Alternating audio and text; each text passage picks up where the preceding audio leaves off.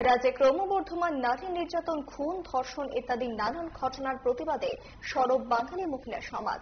শনিবার সংগঠনের রাজ্য কার্যালয়ের সামনে বিক্ষোভ প্রদর্শন করেন মহিলা নেতৃত্ব। এদিন রাজ্যে বেশ কয়েকটি জায়গায় ঘটে যাওয়া নারী নির্যাতন ও ধর্ষণের মতো ঘটনার প্রতিবাদের পাশাপাশি সাংবাদিকদের ওপর আক্রমণের ঘটনারও নিন্দা জানান তারা।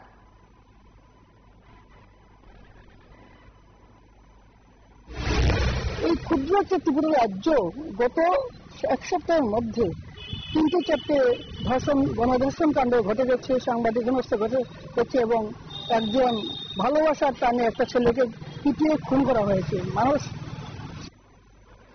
সেই আইনকে নিজের হাতে নিয়ে নিচ্ছে, তার প্রতিবাদী আমরা এখানে মিলিত হয়েছি।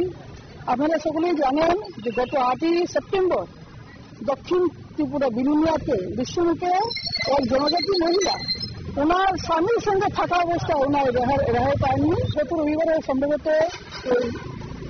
মৎস্যমন্ডি বাজারে সাংবাদিকরা এসেছিল তাদের নিজেদের কর্তব্য পালনের জন্য, কিন্তু তাদের 4জনকেও হেনস্থা করা হয়েছে। আমরা চাইছি যে এগুলো কি চলছে। আমি যদি যে কোনো ঘুষ করে ফেলি, আমার যদি রাজনৈতিক রং লাগিয়ে ফেলি, তাহলে সেই দর্শকদের ধরা হয় না, কোনো বিচার হয় না, এইভাবে কি সমস্যা চলতে পারে?